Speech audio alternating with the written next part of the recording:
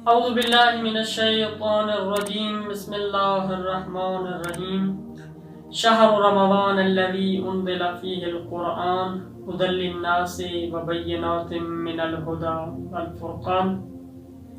ماہ مبارک رمضان ماہ مغفرت، ماہ رحمت، ماہ برکت ہے۔ آج کی اس ویڈیو میں ہم آپ کو بتائیں گے کہ روزے کی کتنی اقسام ہیں اور کون سا روزہ بہتر ہے۔ سب سے پہلے بتاتے ہیں کہ روزے کی کتنی اقسام ہیں۔ روزے کی 3 اقسام ہیں۔ پہلا روزہ روزہ عام کہتے ہیں۔ عام روزہ یعنی جو عام لوگ رکھتے ہیں، فقط کھانا پینے سے پرہیز کرنا اور مبتلات روزہ کو انجام نہ دینا، یعنی ایسی چیزوں کو انجام نہیں دیتے جس سے روزہ ان کا باطل ہو جائے۔ دوسرے روزے کی جو قسم ہے وہ روزہ خاص ہے، یعنی وہ لوگ مبتلات روزہ کو بھی انجام نہیں دیتے اور اپنے اعضاء و جوارح کا بھی روزہ رکھتے ہیں، یعنی جب سحری کے لیے اٹھتے ہیں نیت کرتے ہیں اور ساتھ یہ بھی خدا سے دعا کرتے ہیں، نیت کرتے ہیں کہ ہم اپنی زبان سے کسی کو تکلیف نہیں پہنچائیں گے، ہم جو ہے نا موسیقی وغیرہ نہیں سنیں گے، ہم غیبت وغیرہ نہیں کریں گے۔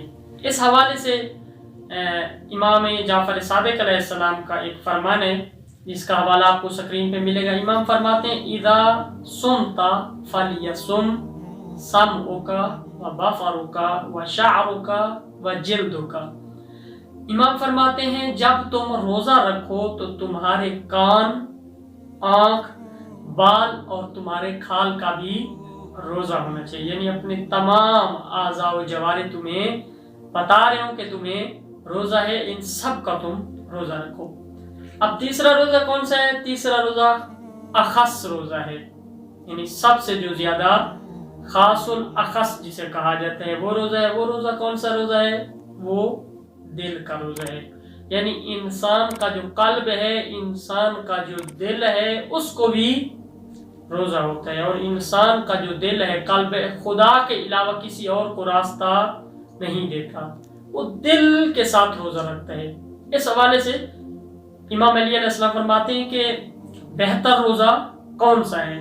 اب اس حوالے سے امام علی علیہ السلام کا ایک فرمان ہے کہ حوالہ آپ کو سکرین پہ ملے گا۔ امام فرماتے ہیں صوم القلب خیر من صیام اللسان وصوم اللسان خیر من صیام البدن۔ امام علیہ السلام فرماتے ہیں کہ روزہ کون سا روزہ بہتر ہے؟ امام فرماتے ہیں دل کا روزہ زبان کے روزے سے بہتر ہے، اور فرماتے ہیں زبان کا روزہ شکم کے روزے سے بہتر ہے۔ یعنی ایک شخص ایسا ہے جو فقط بھوکا رہتا ہے، یعنی اپنے پیٹ کو تو روزہ رکھتا ہے لیکن اس کی زبان کے اوپر روزہ نہیں ہوتا، وہ ہر غلیظ چیز اور ہر چیز جو ہے نا اپنی زبان سے نکال دیتا ہے۔ امام فرماتے ہیں اس روزے کا کوئی فائدہ نہیں ہے، اس سے تو بہتر ہے کہ انسان زبان کا روزہ رکھ لے، اس کی زبان کو روزہ ہونا چاہیے۔